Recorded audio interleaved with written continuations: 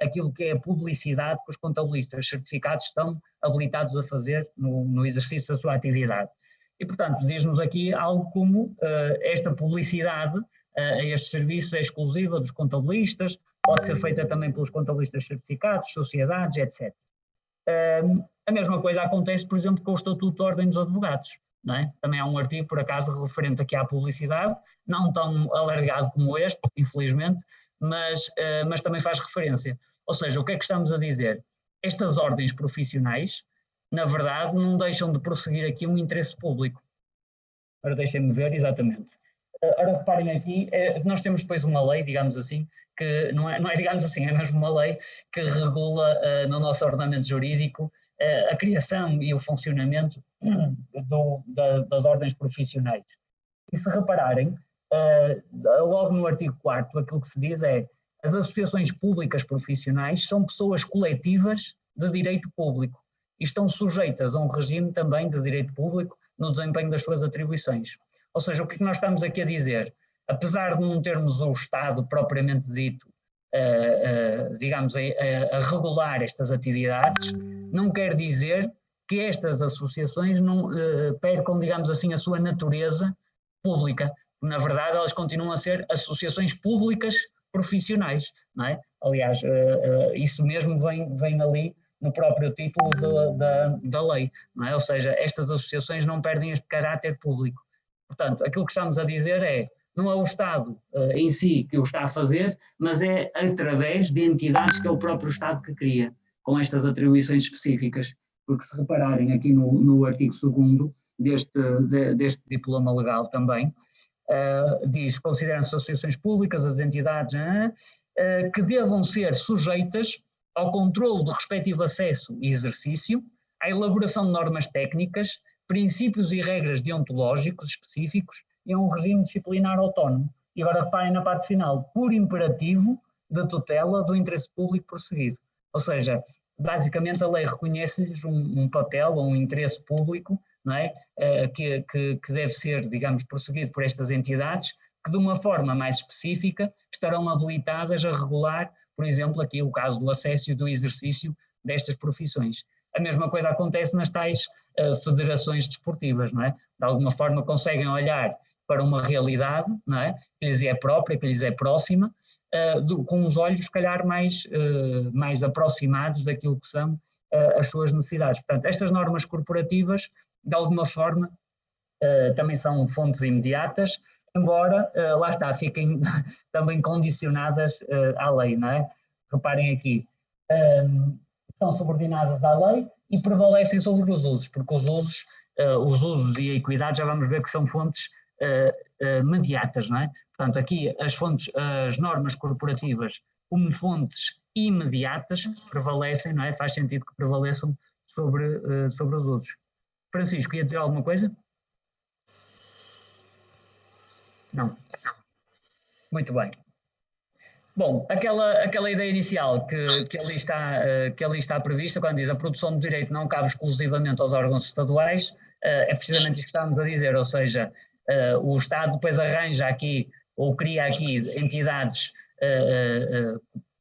estão na mesma vinculadas ao Estado, não são o Estado, digamos assim, em termos gerais, que as coordena. Portanto, há aqui quase um regime autónomo, dependente em alguma medida, mas autónomo em relação àquilo que é a figura do Estado.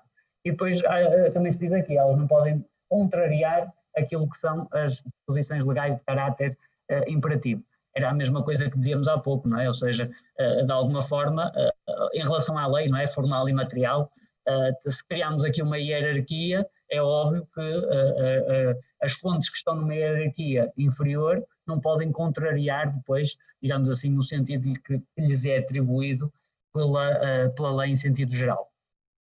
Muito bem, aqui já vimos, falta-nos ver aqui a questão do costume. O costume, na verdade, aparece aqui, não por acaso, entre as fontes mediatas e as fontes imediatas. Portanto, estas duas que acabamos de ver são as consideradas fontes imediatas no nosso ordenamento jurídico, mas depois temos aqui o costume, que, tal como já assinalamos, não vem aqui previsto, nem neste artigo 1º, nem em nenhum dos outros que se segue. Portanto, fica aqui meio gás, digamos assim, meio termo entre uma coisa e a outra. Aquilo que já dissemos aqui sobre o costume, na verdade, dissemos que este costume corresponde aqui a um comportamento que acontece com bastante frequência na sociedade e que, por via disso, digamos assim, a sociedade atribui-lhe um valor acrescido, não é? Mas depois dissemos também, não é só acontece com frequência, ele acontece com frequência e nós temos a convicção de que ele é obrigatório, não é? Aquele exemplo que dávamos há pouco do terreno, não só as pessoas passam por ali, como têm a consciência ou a convicção de que aquilo é obrigatório, que aquilo é uma regra que vincula eventualmente até o tal proprietário que agora aparece a dizer que aquilo é dele, não é? Portanto, há aqui um comportamento repetido ao longo do tempo, mas esse comportamento vem sempre acompanhado, digamos assim, dessa tal convicção. Por isso é que temos aqui esta referência ao corpus mais o animus, ou seja, o comportamento por um lado e por outro lado aquilo que é a nossa tal convicção, não é? O nosso sentimento, digamos assim, interior, de que aquilo realmente é vinculativo. Depois, em relação àquilo que é a sua origem, temos aqui um grande ponto de interrogação também, porque na verdade não sabemos indicar, digamos assim, qual é que é a origem de um costume. Sabemos que aquilo começou há bastantes anos atrás, mas não conseguimos dizer com precisão quem é que criou a regra, quando é que foi, porque é que foi, não é? É algo que vem acontecendo ao longo do tempo, não é? E que as pessoas de alguma forma identificam como vinculativo. Depois, em relação aqui a esta última pergunta que nos é colocada, fonte imediata ou fonte imediata? Vamos ver aqui esta referência que temos ao 348 do Código Civil.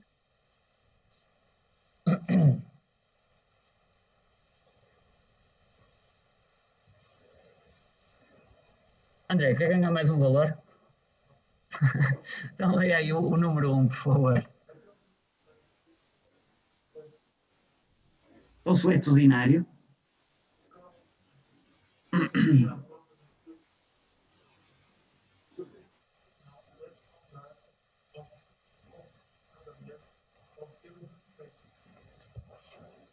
Ou seja, esta é aqui a única referência, assim mais genérica, que nós temos ao costume no Código Civil. Ou seja, já vimos que ali no início não há referência nenhuma, ninguém diz se ele é uma fonte mediata ou imediata, mas depois temos este artigo aqui, alguns aqui no 348, na parte da prova, que diz, cuidado, alguém que invocar o costume vai ter que o provar. Mas diz também, cuidado, porque mesmo nestes casos, apesar de ter que ser a pessoa a provar a sua existência, o tribunal está obrigado também a procurar saber se aquilo é ou não um costume. Portanto, o tribunal... Tem, Renato? Não. É só fazer de conta. Dizia eu que, portanto, o tribunal não pode ficar sentado à espera que, de alguma forma, o indivíduo que invocou essa fonte venha provar a sua existência. Portanto, o tribunal está também obrigado a tentar descobrir se aquilo existe ou não, efetivamente, naquela comunidade ou naquela região, digamos, em relação a isso. Vamos ver estes dois exemplos mais concretos, este 1400 e depois aqui o 737.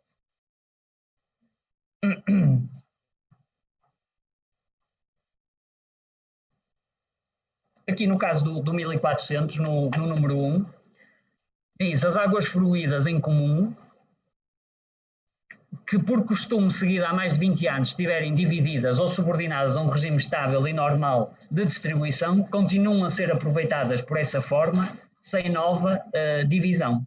Portanto, reparem, as águas fluídas em comum que por costume seguido, não é? Portanto, há aqui uma referência expressa aqui à figura do costume. Vejam depois aqui o 737, também, o número 1, que também faz referência expressa aqui a essa fonte. Portanto, diz no número 1, gozam de privilégio geral sobre os móveis, o crédito por despesas do funeral do devedor, conforme a sua condição e o costume da terra. Portanto, temos mais uma vez aqui uma referência expressa ao costume. Por isso é que se coloca aqui esta dúvida. Será que o costume tem força por si só ou precisa sempre que a lei também lhe atribua essa força, não é? Porque temos aqui depois vários exemplos ao longo da lei em que o legislador tem necessidade de fazer referência ao costume. E se ele fosse fonte imediata, não precisávamos de fazer esta referência, não é? Mas, por outro lado, temos uma norma, aqui de caráter mais geral, no domínio da prova, que diz que quem invocar o costume vai ter que o provar.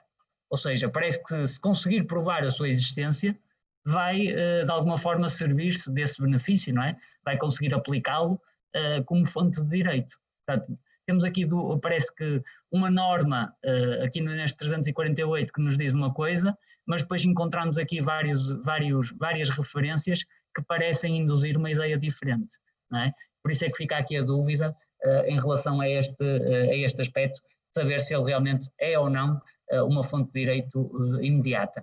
De qualquer forma, não há propriamente uma decisão unânime em relação a este aspecto, porque ao abrigo deste artigo 348 há quem considere que ele de facto é uma fonte imediata, mas há uma necessidade de fazer esta referência porque, na verdade, ele não está escrito, não está expresso em lado nenhum, e por essa razão é necessário que a pessoa consiga provar para efetivamente se fazer valer dessa existência.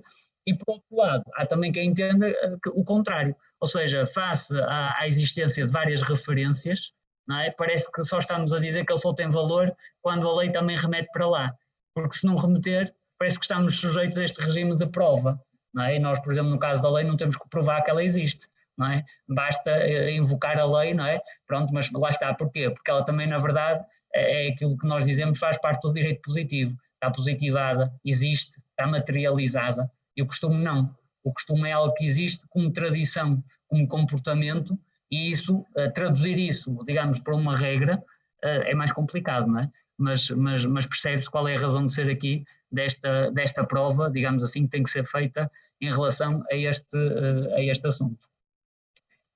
Muito bem.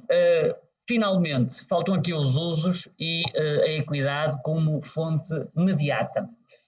Se voltarmos aqui novamente àqueles artigos iniciais, portanto aqui o artigo 3º, concretamente, diz aqui que os usos que não forem contrários então aos princípios da boa-fé são juridicamente atendíveis quando a lei o determine.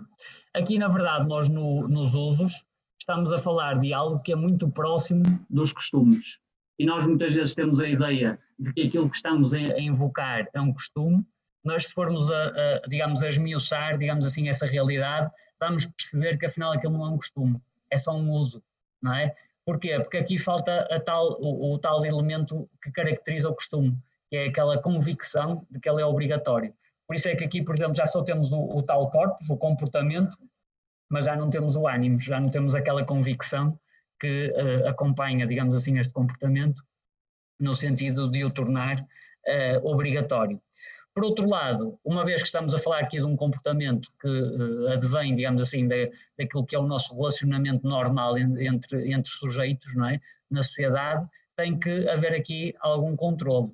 Ou seja, não podemos deixar que aquilo que nós fazemos habitualmente, de alguma forma, se sobreponha àquilo que é a lei. Por isso é que há aqui depois a referência que diz que quando eles não forem contrários ao princípio da boa-fé, são juridicamente atendíveis.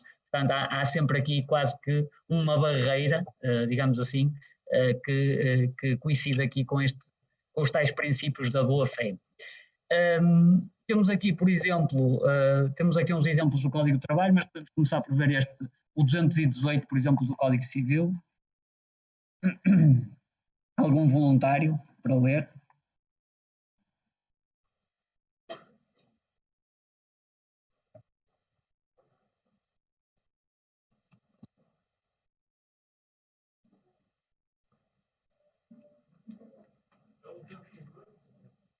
E 18, sim, do Código Civil. A silêncio vale como declaração negocial. Quando esses valores sejam atribuídos por lei, uso ou convenção. Uso ou convenção, ou seja, aqui o que estamos a dizer é, por via de regra, o silêncio não tem valor de declaração negocial, ou seja, eu não me vinculo a um contrato através do silêncio, mas se porventura for usual fazê-lo num determinado contexto, pode-lhe ser reconhecido valor, não é? Mas lá está, só nestas situações quando a lei faz referência a isso. Depois temos aqui alguns exemplos do Código do Trabalho, e logo no artigo 1º, quando se fala aqui das fontes específicas deste ramo do direito do trabalho, diz: o contrato de trabalho está sujeito em especial aos IRCTs, assim como aos usos laborais que não contrariam o princípio da boa-fé. Ou seja, também se tem noção de que neste campo em específico da legislação há muitos usos que têm o seu valor, têm a sua pertinência, digamos assim, em cada caso concreto. Por isso a lei também lhes atribui aqui um papel fundamental em relação aqui ao Código do Trabalho.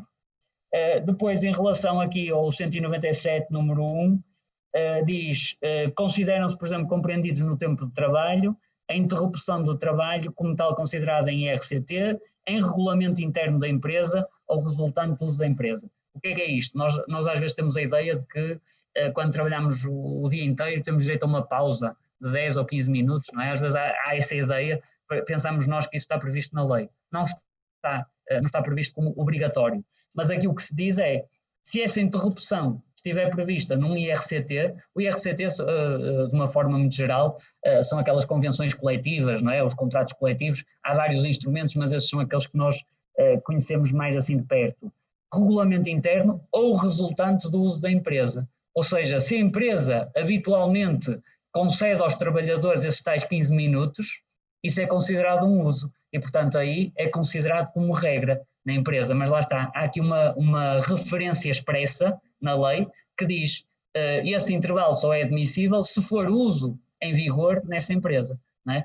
Portanto, são situações concretas, digamos assim, em que, de alguma forma, a lei faz remissão, digamos assim, para esses artigos, ou pelo menos admite que os usos possam ser considerados como regra. A mesma coisa acontece aqui em relação à equidade. A equidade aparece aqui com esta expressão da justiça do caso concreto. Ou seja, há uma regra específica na lei que diz que uma determinada situação é resolvida desta forma. Por exemplo, creio que teremos aqui já este exemplo do 437, ou melhor, é aquele 496 que fala aqui sobre a indemnização. Quando nós estamos a falar de uma indemnização, no caso da responsabilidade civil, já sabemos que quem causa um dano a outra pessoa está obrigado a indemnizá-lo, esta é a regra geral. Mas depois, em determinadas situações, a lei manda atender aqui alguns aspectos, nomeadamente estes tais aspectos equitativos, não é? Esta tal equidade que deve interferir aqui na decisão que vai ser tomada. Ora, vamos ver aqui estes exemplos rapidamente do Código Civil também.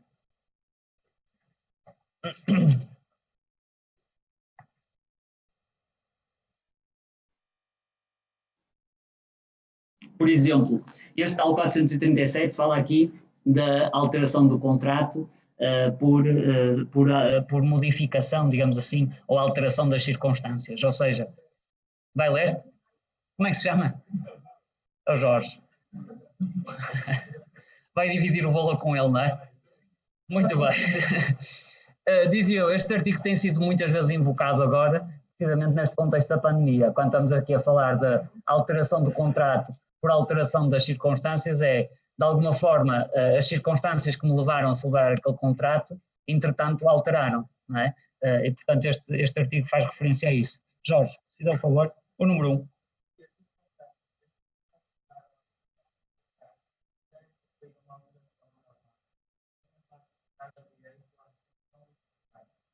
A modificação dele de equidade, a existência das obrigações, por elas assumidas até gravemente os princípios da boa-fé e não seja coberta pelos meios próprios do contrato. Exatamente, portanto, ou há modificação dele segundo juízos da equidade. Portanto, estamos a falar, obviamente, aqui também de conceitos indeterminados, mas basicamente há aqui uma referência expressa àquilo que é a equidade. Ou seja, não vamos resolver isto de uma forma normal, porque tal como aqui dissemos, estamos a falar de uma alteração anormal. Portanto, foi alguma coisa de extraordinário que aconteceu no decurso deste contrato e por isso a lei diz, cuidado, nós vamos resolver este contrato ou vamos tentar de alguma forma solucionar este problema, mas de uma forma equitativa, não é? Vamos atender aqui às circunstâncias concretas do caso. Este 496 que vos estava a falar também, aparece aqui relativamente aos danos não patrimoniais. Quem agora quem é que se vai seguir? É o André ou é o Jorge?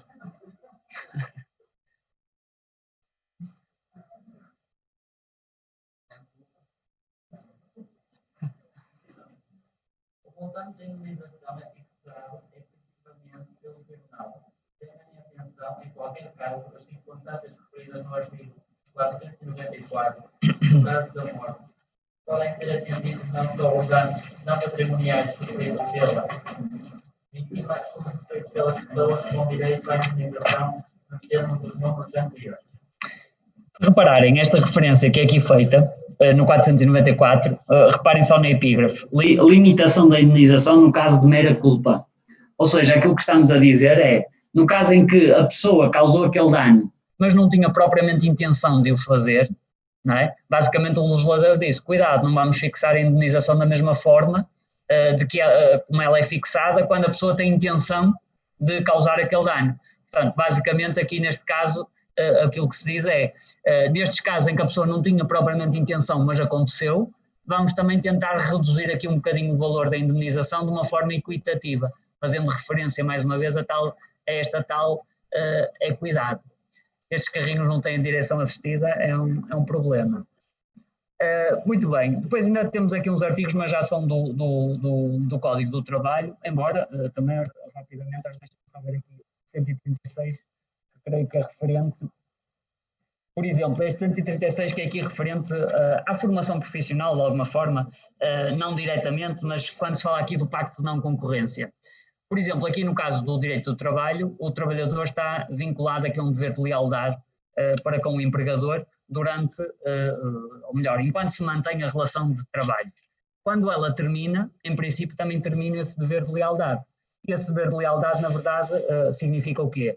A impossibilidade do trabalhador negociar, quer por conta própria ou por conta alheia, não é? Em representação de terceiros, no sentido de aproveitar o conhecimento que tem para dali tirar algum proveito. Não é? Por exemplo, trabalha num determinado setor de atividade e cria agora um negócio próprio exatamente naquele setor de atividade. Ou então tem ali a prima ou a irmã que de alguma forma também atua nesse setor, não é? Portanto, quer seja por conta própria, quer seja por conta alheia, ele não pode fazê-lo. Este dever, em princípio, como está a dizer, ele cessa no momento em que cessa também o contrato de trabalho. Mas depois aqui, quando nós falamos deste pacto de não concorrência, estamos a dizer que o empregador pode, de alguma forma, prorrogar, digamos assim, este dever para além da duração do contrato. E neste 136, número 2, diz que é lícita essa limitação, mas reparem aqui, nessa limitação, ou através dessa limitação, o empregador é obrigado a atribuir ao trabalhador, durante esse período da limitação da atividade, uma compensação que pode ser reduzida equitativamente quando o empregador tiver realizado despesas avultadas com a sua formação profissional. Ou seja, temos aqueles casos em que, de alguma forma, o empregador já gastou bastante dinheiro com aquele trabalhador, deu-lhe acesso a uma determinada formação profissional, que lhe custou mais do que aquilo que seria esperado, e, portanto, por essa razão, aquilo que o legislador diz é, cuidado, porque apesar de haver esta obrigação de indemnizar a pessoa, porque eu estou a dizer, ela depois do contrato de trabalho não pode exercer a mesma profissão e pode ir até um limite de 2 anos, não é? Não pode exercer esta profissão em concorrência, apesar de eu ter que lhe dar essa compensação, eu posso de alguma forma reduzi-la, lá está, com o recurso a estes juízos de equidade, conforme o valor que eu gastei já ao nível da formação profissional. Mas pode fazer outro, sim. Não há de ficar impedido de trabalhar, não é? Tem que haver uma relação entre essa atividade, ou seja, o empregador, na verdade, está obrigado a mostrar que aquela atividade lhe pode causar algum prejuízo. Tem que haver ali alguma ligação, não é toda a atividade, não é? Sim.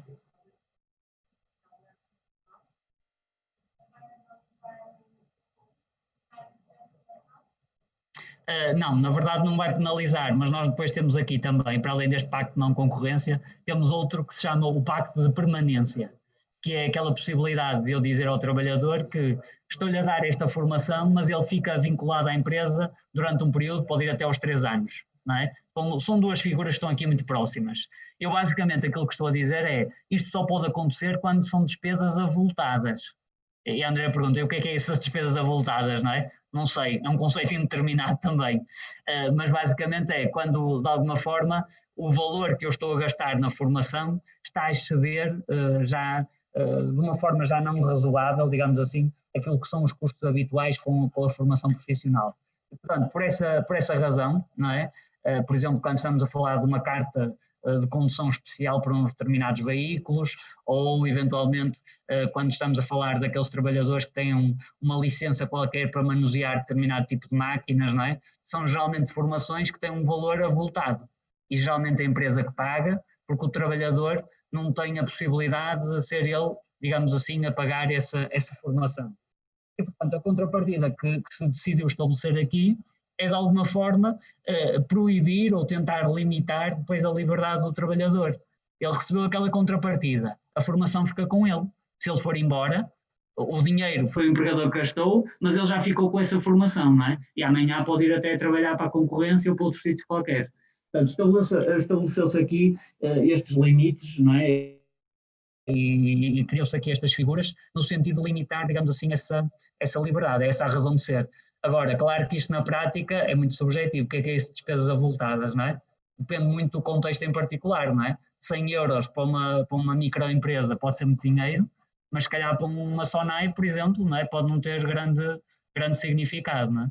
Mas sim, existem aqui algumas referências, digamos assim, a esta tal equidade. Epá, as horas já vão adiantadas, os que avançar, senão vamos conseguir chegar à nossa ficha de trabalho. Muito bem, fechamos com isto, digamos assim, a questão das fontes de direito. Portanto, já percebemos que há aqui algumas que têm força própria, e são as leis e as tais normas corporativas. Depois temos aqui outras que também são consideradas fontes de direito, mas precisam de uma mediação, digamos assim, da lei. Ou seja, só quando a lei faz referência para lá é que elas têm valor, digamos assim, de fonte de direito. Só assim é que elas, digamos, vinculam o abrigo, digamos assim, do sistema jurídico. Sim. Portanto, o uso e o costume, eles partem de uma ideia semelhante, que é, acontece alguma coisa na sociedade, acontece alguma coisa, isto é, há um facto que é praticado com alguma recorrência na sociedade, e nós, na verdade, nós, cidadãos, comportamos-nos de acordo com essa regra. No costume, nós temos a convicção de que ela é obrigatória, ou seja, não sabemos onde é que está prevista essa tal obrigatoriedade, mas temos uma convicção, todos nós, que aquela regra é válida, que foi criada por alguém, não sabemos muito bem qual é a origem, mas temos a ideia de que ela é obrigatória. No caso do uso, nós não temos essa convicção. Porquê? Porque nós bem sabemos que a regra não é aquela, mas a lei permite-nos, de alguma forma, que nós criemos aqui um sistema paralelo, digamos assim, àquilo que é a lei. Ou seja, uma coisa que acontece na mesma com muita frequência e que nós aderimos a ela com alguma facilidade, mas temos a ideia, ou devemos ter a convicção, de que há uma regra diferente, não é? Há uma lei que pode dispor em sentido diferente. Ou seja, eu não a cumpro com a ideia de que ela é obrigatória. Cumpro porque me atribui algum benefício ou porque, de alguma forma, naquele setor de atividade é habitual que toda a gente se comporte daquela forma, não é? E pode-me ser difícil de fazer de outro modo diferente, não é? Por exemplo, no caso das empresas, não é? Nós temos aqui alguns usos, por exemplo, ao nível de pagamento das faturas, que nem sempre são correspondentes com aquilo que está previsto na lei, não é?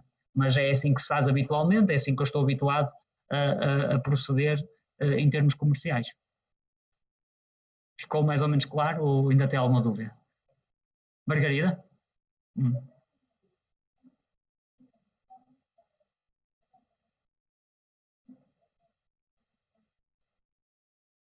Não, pela empresa será sempre um uso. o material, na verdade, tem sempre o órgão que cria a lei material tem sempre uma dependência do Estado. Não é? São aquelas entidades que nós vimos há pouco, que embora não sejam um Estado propriamente dito, não é o governo propriamente, mas é alguém que continua vinculado ao Estado. São aquelas entidades administrativas, digamos assim. Portanto, nós quando estamos a falar nos particulares, os particulares não têm capacidade para gerar normas. Sim, podem, sim, no caso do direito do trabalho, sim, podemos ter aquilo que nós chamamos os regulamentos internos. Continua a ser um uso, sim, entre um e outro continua a ser um uso. Entre o trabalhador e a empresa, não é? Se há uma regra que diz, por exemplo, todos os trabalhadores param de manhã às 11 horas para um intervalo de 15 minutos. Essa regra que está criada ali só vale ali dentro. E o trabalhador, o trabalhador ao fim de algum tempo vai conseguir provar que aquilo é um uso na empresa. Acontece com bastante frequência. E se não for uso, é o quê, então? Naquele exemplo que a Margarida é costume, naquele exemplo que a Margarida está a dar, não é? Ou seja, dentro de uma empresa há uma determinada regra que temos que seguir, está prevista no regulamento interno. Se ela não é considerada uso, é o quê, então? Não é um costume. Não é um costume. Não é um costume. Nós particulares temos a possibilidade de criar regras, ou não? Não?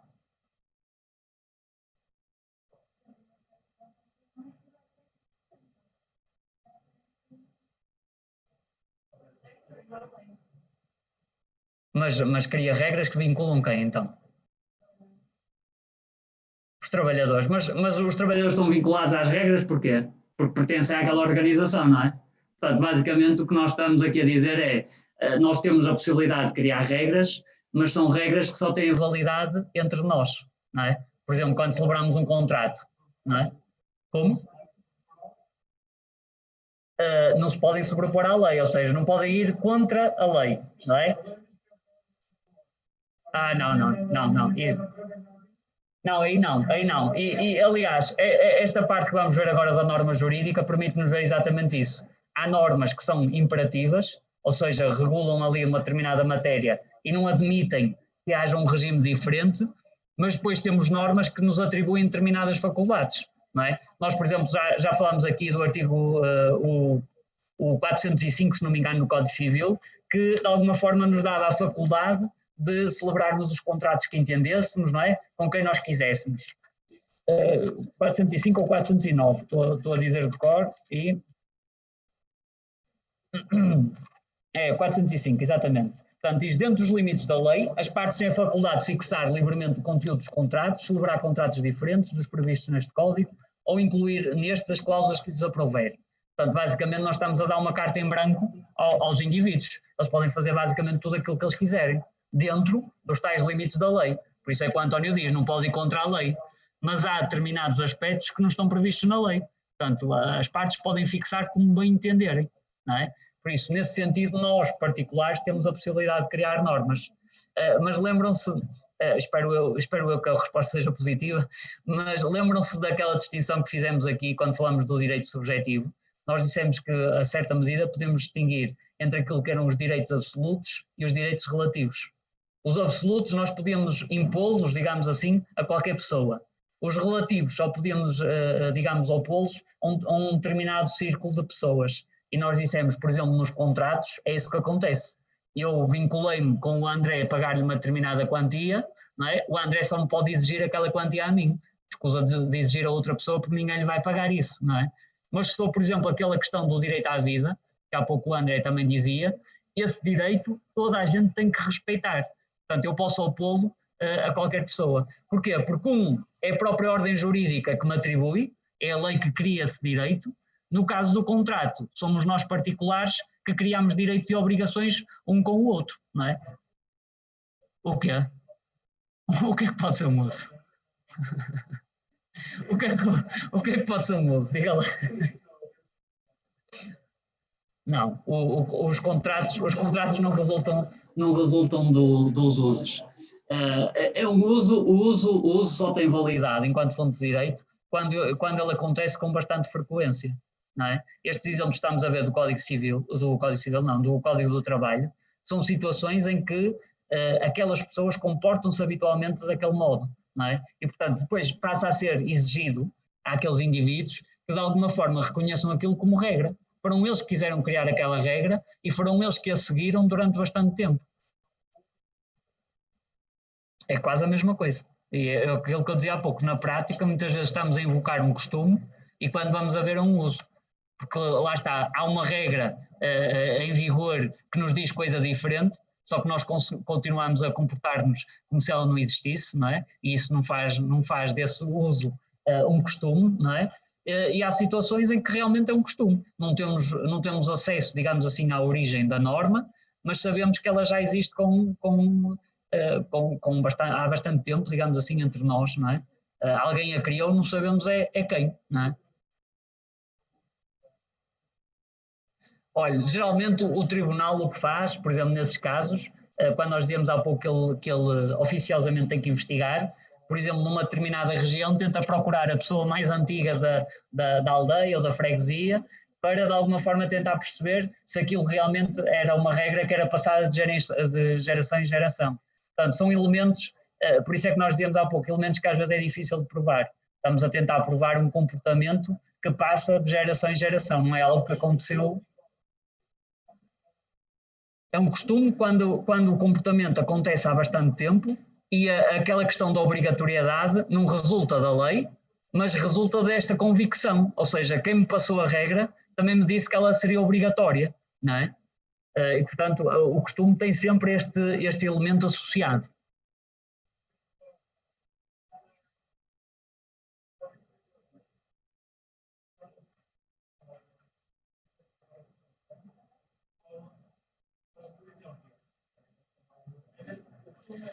Repare naquele exemplo que nós demos aqui, logo no início, quando nós perguntamos em que dia, se vivermos na casa arrendada, até que dia que temos que pagar a renda.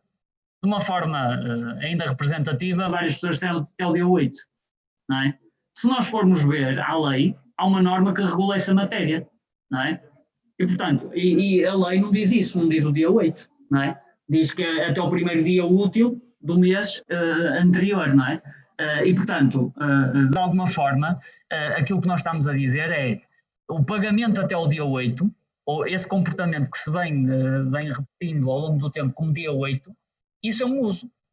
Mas lá está, não há a convicção de que aquilo é obrigatório. Nós até temos consciência de que existe uma norma, que até regula essa matéria. Portanto, não podemos dizer que aquilo é um costume. Não há uma ideia de que aquilo é obrigatório. Agora é um uso. Acontece com frequência o pagamento até o dia 8. Mas isso não se sobrepõe à lei. Sim.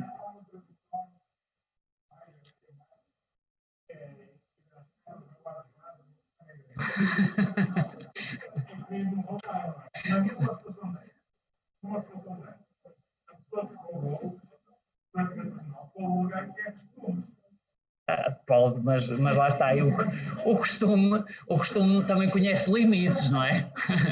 Também conhece limites. Mas, por exemplo,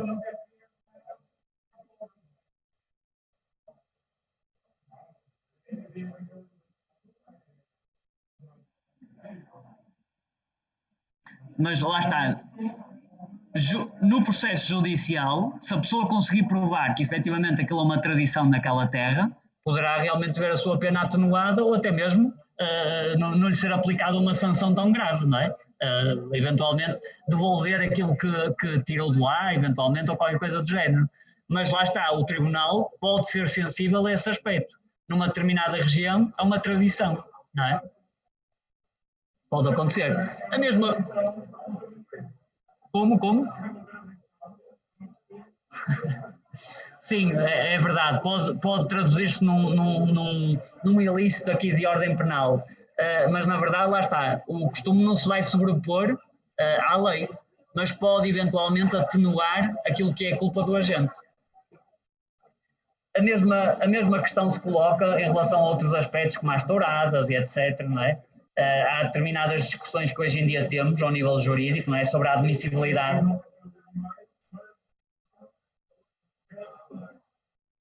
de alguma forma é isso. Ou seja, também não há nada que nos diga que aquele ato em si é permitido, não é? Mas depois também coloca-se aqui a ideia, será que deve ser admitido face àquilo que já temos em vigor no nosso ordenamento jurídico, não é? Há aqui alguma série de questões depois em que realmente elas confrontam, não é? Digamos assim, com aquilo que são as regras provindas da lei em relação a esses aspectos. Muito bem. Uma vez que estamos especialmente cansados, digamos assim, vamos ficar por aqui. Na segunda-feira, vamos ver aqui a questão da norma jurídica para podermos saltar na quarta-feira para os casos práticos. Ok?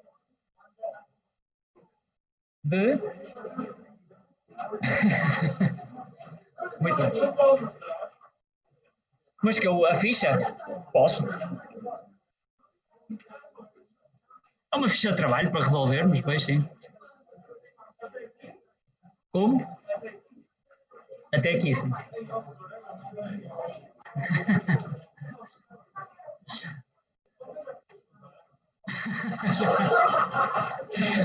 Sabe como isto custa, não é?